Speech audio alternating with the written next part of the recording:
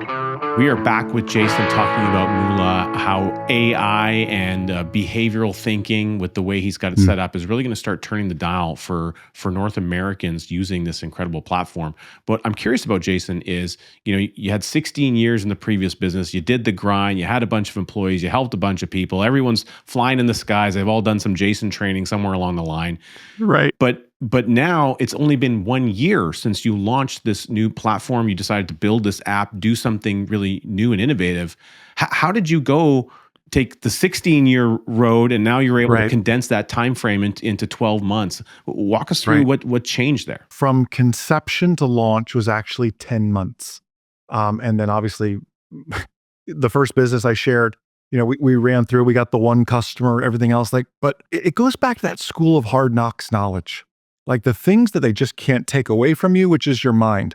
All the things I learned in that previous business over 16 years, to be able to condense all that knowledge to go faster, to develop quicker, to follow that lean startup mentality, to quote Eric Ries, right? To go back to iterate quickly, get it in beta, get it in test flight, get it in the hands of the people to get that feedback, just to get that out there to see what works, what's broken, right? What not everything's, sunshine and rainbows all the time, but about every Friday, we're pushing a new version out there, which is something I lacked in the old business. I was afraid of change. We moved too slow. It was Jason, the one-man band. Now we're able to have that team around us and get everybody on this sprint type mentality to get the iterations out there and to listen to our customers that much faster. Obviously, in the time frame of this, just in general, AI is becoming more prevalent in everything. It's infusing in Yeah. everything we do. We're having lots of conversations about it on this program, of course. And what I think I see happening here is you're using AI to be almost like a silent business partner in the financial life Yes. of the everyday household. Well And said. it's there to find what's missing, and it's always looking 24/7 for what could be and keeping awareness of what's already been. Am I on track? You're absolutely right. Think of it from both investing and the personal finance side. It is so data driven. A feature we just rolled out with last Friday, actually. On the investing side of things, we're now looking at market sentiment about each of these if they are trading individual stocks. We mostly push people towards a low cost, no cost ETF. But if they are looking at Tesla or whatever that may be, we're grabbing all the articles across the internet, having AI read those to say, hey, is this good for the stock? Is this bad for the stock? Is this neutral? So you can very quickly say, what are the good things about it? What are the negative things about it, to see what is, because we know how the market works, right? Yes, companies with good fundamentals shine, but at the end of the day, there's a lot of emotion in it, and the news really drives things. So what is the current market sentiment about this? So rather than you having to get the Wall Street Journal every single day, we're doing the work for you, saying thumbs up, thumbs down. Hey, this is kind of neutral. So you can scan the headline, so you can still be informed. And we're giving you, again, that is artificial intelligence opinion. Richard may have a totally different opinion on that, and that's fine. Back to the fact that it's your money. You earned it. You do what you want with it. I'm just trying to give you the tech. I'm trying to give you the guardrails. I'm trying to hold your hand along the way, like you said, to be your coach. And when you're in the game, sometimes they follow the coach's play and sometimes they don't. That's totally up to them. It's back to putting the power to the people, but also the intelligence to the people. This is the stuff that used to just be available to the Wall Street giants and stuff. And now it's in the palm of the everyday person's hand that's out there serving our community. Yeah, amazing. It reminds me of a lesson that my mentor, Nelson Nash, the creator of the infinite banking concept, said. He would say that, an investment should only be in something that you know a great deal about. Yes. Everything else is speculation. And for him, he invested in real estate and land. He understood timberland. He was a forester by trade. He knew that Wow. land in the path of development, and he understood how that was growing. He knew what that land could be used for in multiple formats. He Wow. understood that market, and he had patience. He was willing to wait a long time. That created a lot of really positive exits for him. And so, Yes.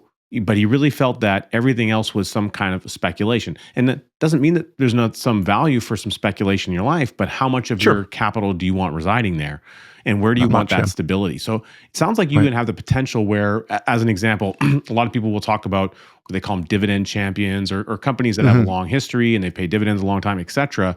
But people investing in things that they use on a daily basis, products Yes. and services that or you're a Mhm. user of, and understanding that. So, I think about certain services you sign up for, and you check a bunch of boxes on, oh, what's the news that I want to learn about? As an example, Right. what are the products that I use already? What are the things that Wow. are related to me? And now you can have a tool almost be able to serve you what is news on those things presently that's going on. So you can Sure. almost connect your utilization of day-to-day services and products somewhat to your thought process on considerations, not the actual act of investing, but the Yeah. thinking and the considerations on whether or not you might or should. You're very, very well said. And some people would be amazed. Like well, I drive a Tesla, so it must be a great stock. And you and I both know well, Tesla's kind of had a good run, but my money's not in it right now, right? So you have to look at these different things. But at the same time, the beautiful thing about Moolah, and this you have to find a way to do this in each and every business to have that level of personalization for your members, for your clients, your customers. If you download the Moolah app today, the recommendations it's going to make Richard and the recommendations it's going to make Jason are very different. We are perhaps different ages. We live in different countries, right? I have three children that I'm saving for that, whatever that may be. My risk tolerance may be different. So the stocks, the savings, the goals, the guardrails it recommends for me are going to be different than for someone that's in their 60s versus someone in their 20s that can afford to take a little bit more risk and speculation and everything else. And that's the big difference here too. There's no one size fits all, like, hey, this just works for everybody. Every little concept has to be tweaked and adjusted for the various clientele. Just like you do such a good job of that. I know you have that concierge kind of just love and touch on all your clients. And that's what it really takes to succeed in business. Well, I love how the tool is going to help people from a behavioral standpoint.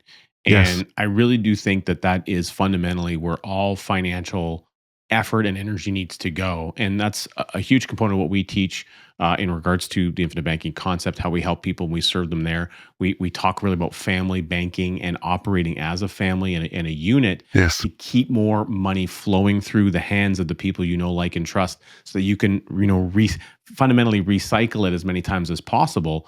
But it doesn't mean that person's not going to be doing investing. But if we don't get these behavioral aspects done, there's not going to be a lot of money left over for the investing component.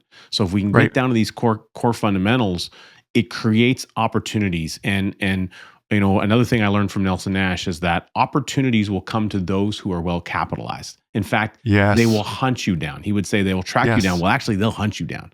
Oh, And yeah, they and will. so the more you create more capital resources and Yes. liquidity, the Yes. types of deals that start to show up for you they change. They're not Yeah. the ones that are crossing by everyone else's desk. And because there's Right. enough of them, sometimes there's a story saying that cream rises to the top.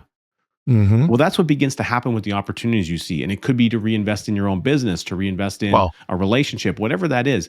You start to see these things differently as you become well capitalized. And it sounds to yes. me like Moolah is going to help people rebalance and reset how they can become capitalized in their life by Great by words to taking use. care of some of the back end things.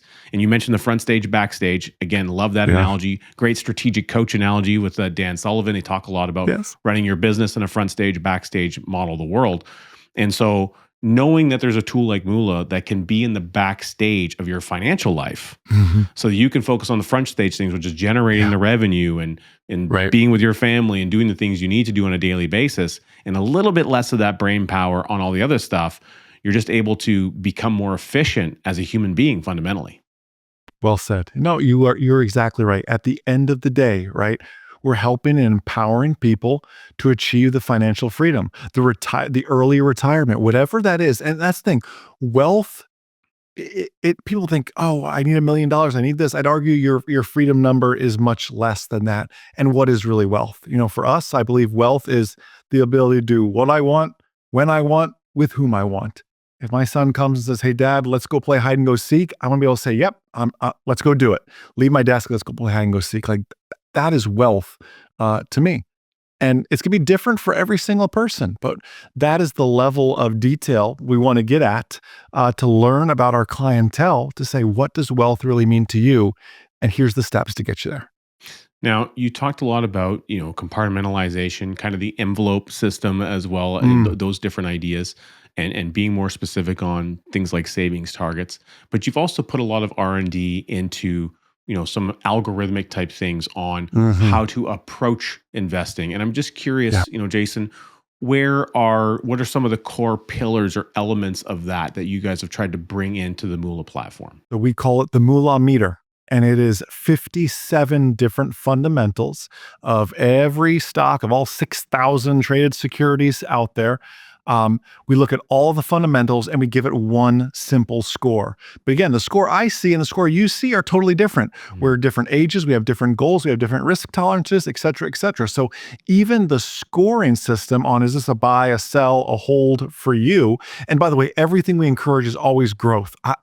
We do not want day traders. I don't want someone that's just going to hop in and out of these stocks and everything else. Yes, we're commission free on the investing side, certainly. But at the end of the day, it is the buy and hold strategy that works time and time again, whether you go back to, Ben Graham's security analysis or Burton Maciel and talk modern portfolio theory and everything else, right? It is this buy and hold strategy. And in particular, buy and hold a great ETF like Warren Buffett recommends, and you're betting on the US economy, whatever that may be, depending on where you're investing. Amazing. Well, I appreciate you sharing not only what you're working on, your journey, your story, how it's going, the amazing way that you're going to be helping people with this new platform. And Yes. Jason, it was just such a pleasure to have you on the program. Thank you for innovating in a space that needs it to help people Yes. get clearer on their financial behavior. And speaking of great behavior, some really good behavior for everyone watching is to make sure you tune in next week where we have another incredible show lined up for you. And we look forward to seeing you back as we continue to innovate and overcome and take us forward into a bigger and brighter future.